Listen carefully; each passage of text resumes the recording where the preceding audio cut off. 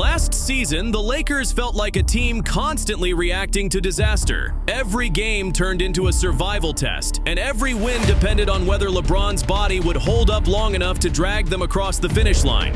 But this year looks completely different. The Lakers didn't just improve, they transformed into something unrecognizable. A team that plays with confidence, structure, and a level of chemistry that wasn't even possible last season. And the craziest part, they built this identity without LeBron. That shocking twist is what set the stage for one of the most dangerous Lakers teams we've seen in a decade. When LeBron missed the first 14 games, the assumption was that the season would fall apart immediately. But the Lakers didn't just survive. They dominated, going 10-4 without the greatest player of his generation.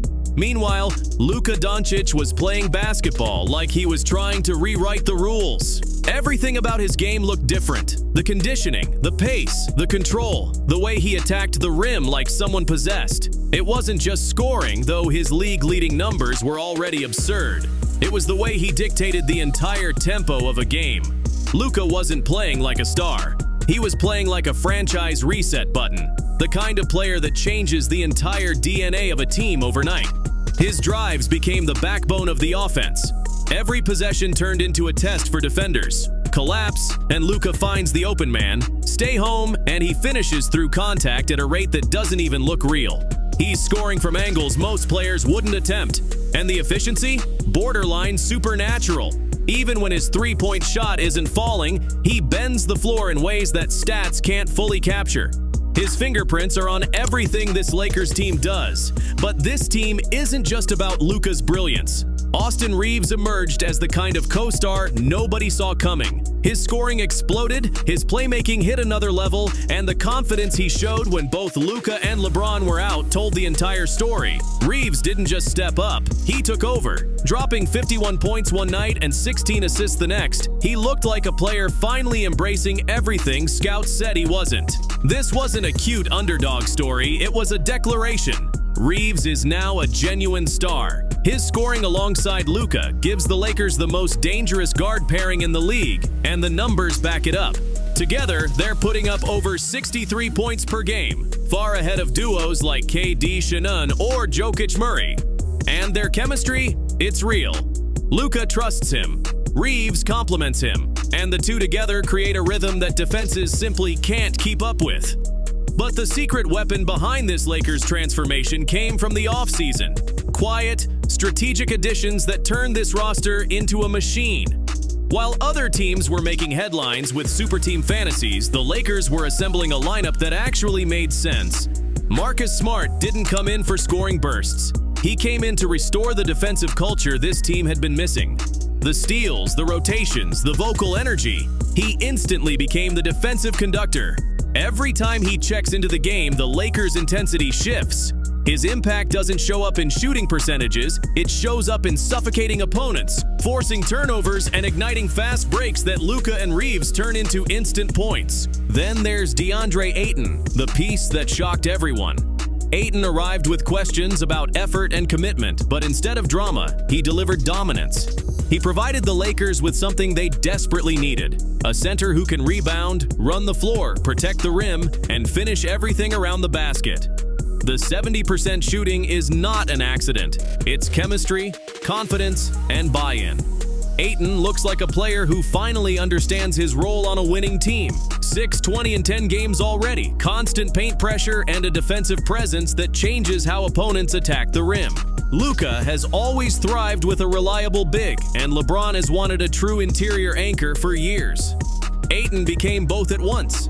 Jake LaRavia, a signing that flew completely under the radar, yet he has become one of the Lakers' most consistent utility players. He defends multiple positions, runs the floor with purpose, knocks down timely shots, and doesn't make mistakes. The stat sheet doesn't tell you how many possessions he saves with anticipation, hustle, and smart positioning.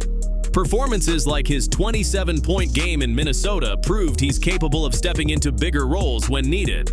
This Lakers roster wasn't built on stars alone. It was built on structure. But here's what makes this team special. They didn't need LeBron to build their identity. When he returned after 14 games, the fear was that he might interrupt the rhythm the team had built. Instead, he elevated it. LeBron shifted into a new role, a connector, stabilizer, and secondary playmaker who doesn't have to carry the entire offense. He moves the ball faster, generates pace, and punishes defenses that try to overcommit to Luca. The trio of Luca, LeBron, and Reeves finally looked complete. They attack from different angles, force mismatches, and make opposing coaches burn timeouts early. For the first time in years, LeBron is playing on a team that doesn't crumble when he sits. He can be selective with his bursts, choosing moments instead of carrying everything. Yet somehow, despite all this success, the Lakers have one glaring weakness. They can't hit threes. They rank dead last in made threes per game and near the bottom in percentage. Their top shooters are all dramatically below their career averages. This should be a disaster. But instead, the Lakers are 13-4. That alone should terrify the rest of the league. Because when shooters slump, it's a short-term problem, not a permanent one. Once they start hitting at even an average clip, the Lakers suddenly become one of the most explosive teams in the NBA. And considering how dangerous they already are without outside shooting, the ceiling is far beyond what the standings show. Their strengths have been overwhelming enough to cover their offensive flaws. Luca and Reeves provide elite scoring and playmaking. Ayton anchors the paint. Smart sets the defensive tone. LaRavia brings glue guy versatility, and LeBron's return adds direction, IQ, and finishing that no other returning superstar can replicate at his age.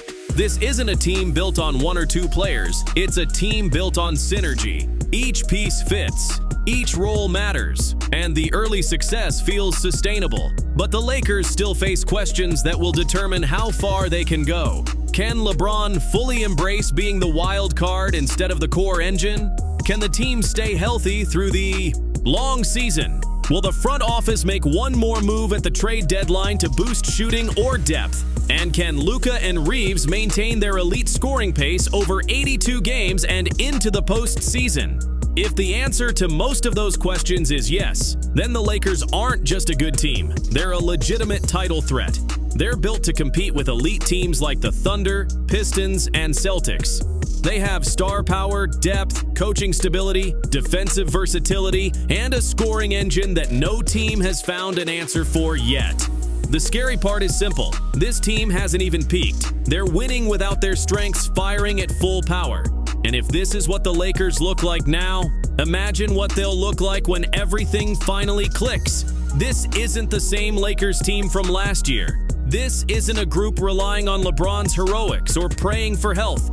This is a new era, one where Luca is playing MVP basketball, Reeves is becoming a star before our eyes, and the supporting cast is locked in. The Lakers found out who they were without LeBron, and now they get to find out how great they can be with him. So now I want to hear from you. How far do you realistically think this Lakers team can go? Are they built for a deep playoff run, or are they still one piece away from a championship? Drop your thoughts below, hit that like button, and subscribe for more deep dives. Because if this season keeps trending upward, we're watching the birth of something special, and the rest of the NBA better pay attention.